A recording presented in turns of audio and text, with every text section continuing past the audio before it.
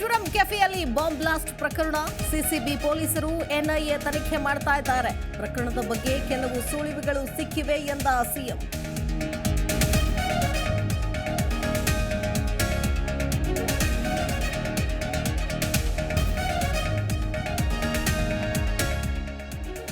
ನಾನು ತಪ್ಪು ಮಾಡಿಲ್ಲ, ಸುಪ್ರೀಂ ಕೋರ್ಟ್ ರಿಲೀಫ್ ಕೊಟ್ಟಿದೆ. ಈಗಲೂ ಸಿಬಿಐ ಏನೇನು ಮಾಡ್ತಿದ್ದಾರೆ ಸದ್ಯದಲ್ಲೇ ಹೇಳ್ತೀನಿ. ಬೆಂಗಳೂರಿನಲ್ಲಿ ಡಿಸಿಎಂ ಡಿಕೆ ಶಿವಕುಮಾರ್ ಹೇಳಿಕೆ.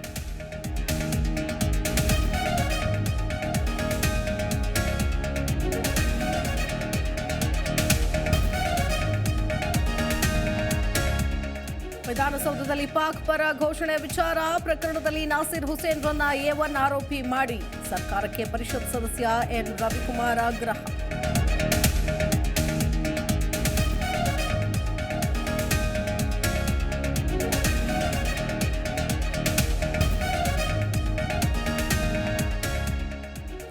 ಮೋಸ್ಟ್ ಅವಿವೇಕಿ ಮಂತ್ರಿ ಅಂದ್ರೆ ಅದು ಪ್ರಿಯಾಂಕ್ ಖರ್ಗೆ. ಅವರಪ್ಪನ ಹೆಸರು ಇಲ್ದಿದ್ರೆ ಮಂಡಲ್ ಪಂಚಾಯತಿ ಸಹ ಗೆಲ್ಲಲ್ಲ. ಪ್ರಿಯಾಂಕ್ ವಿರುದ್ಧ ಛಲವಾದಿ ನಾರಾಯಣ ಸ್ವಾಮಿ ವ್ಯಂಗ್ಯ.